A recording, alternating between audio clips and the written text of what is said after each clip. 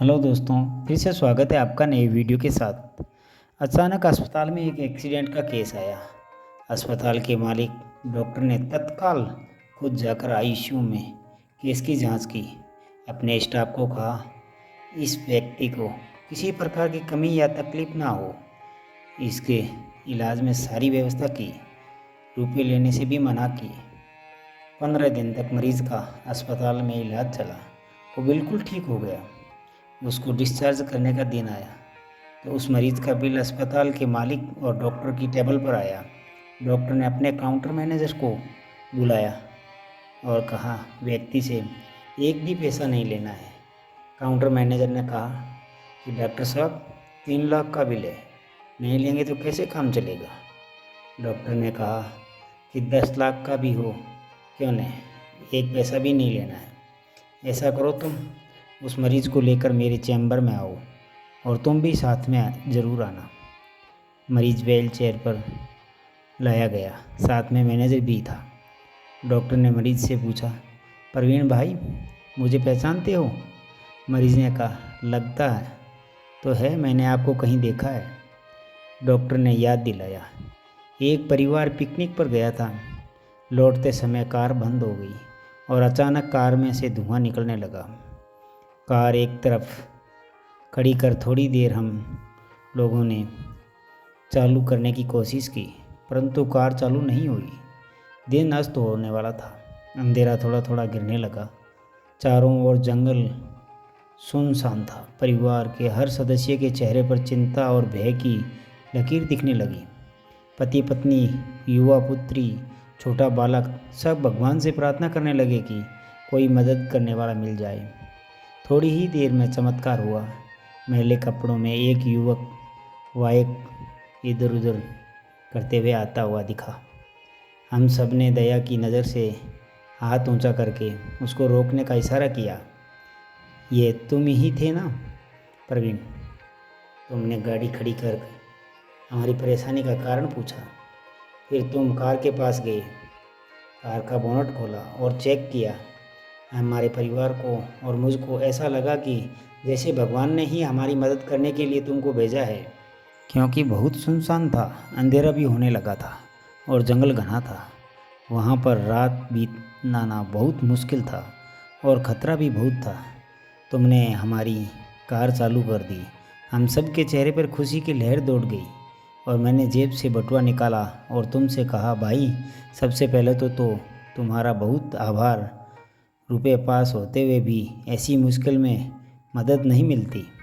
तुमने ऐसे कठिन समय में हमारी मदद की। इस मदद की कोई कीमत नहीं है, अमूल्य है। परंतु फिर भी मैं पूछना चाहता हूँ, बताओ कितने पैसे दूँ? उस समय तुमने मेरे से हाथ जोड़कर कहा, जो तुमने शब्द कहे वह शब्द मेरे लिए जीवन की प्रेरणा बन गए। तुमने कहा, मेरा नियम और सिद्धांत है कि मुश्किल में पड़े व्यक्ति की मदद के बदले कभी पैसे नहीं लेते। मैं मुश्किल में पड़ा हुआ था, लोगों से कभी भी मजदूरी नहीं लेता। मेरी इस मजदूरी का हिसाब भगवान रखते हैं। एक गरीब और सामान्य आय का व्यक्ति इस प्रकार के उच्च विचार रखे, उनका संकल्प पूर्वक प्लान करे, तो मैं क्यों नहीं कर सकता। यह बात मेरे मन में आई। मैंने मन में धीरे से मेरी आत्मा ने मुझे पूछा, तुमने कहा कि यहाँ से 10 किलोमीटर आगे मेरा गैरेज है। मैं गाड़ी के पीछे पीछे चल रहा हूँ। गैरेज पर चलकर के पूरी तरह से गाड़ी चेक कर लूँगा और फिर आप यात्रा करें। दोस्त, यह घटना पूरे 3 साल होने को आए हैं। मुझे कोई कमी नहीं पड़ी।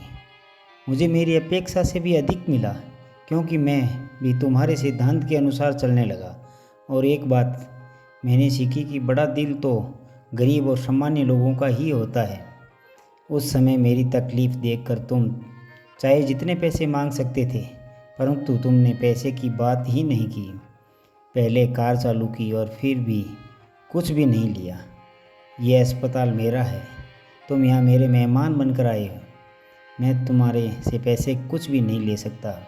प्रवीण ने कहा कि साहब, आपको जो खर्चा है वह तो ले लो। डॉक्टर ने कहा कि मैंने अपना परिचय का कार्ड तुमको उस वक्त नहीं दिया क्योंकि तुम्हारे शब्दों में मेरी अंतरात्मा को जगा दिया। मैं भगवान से प्रार्थना करता था कि जिसने मुझे इतनी बड़ी प्रेरणा दी है उस व्यक्ति का कर्जा चुकाने का मौका भी मुझे दे।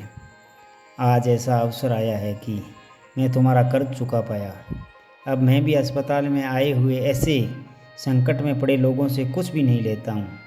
ये ऊपर वाले ने तुम्हारी मजदूरी का हिसाब रखा, वह मजदूरी का हिसाब आज उसने चुका दिया। मेरी मजदूरी का हिसाब भी ऊपर वाला ही रखेगा और कभी जब मुझे ज़रूरत होगी ज़रूर चुका देगा। अकाउंट मैनेजर ने डॉक्टर से कहा कि ज्ञान पाने के लिए ज़रूरी नहीं है कि कोई गुरु या महान पुरुष ही हो।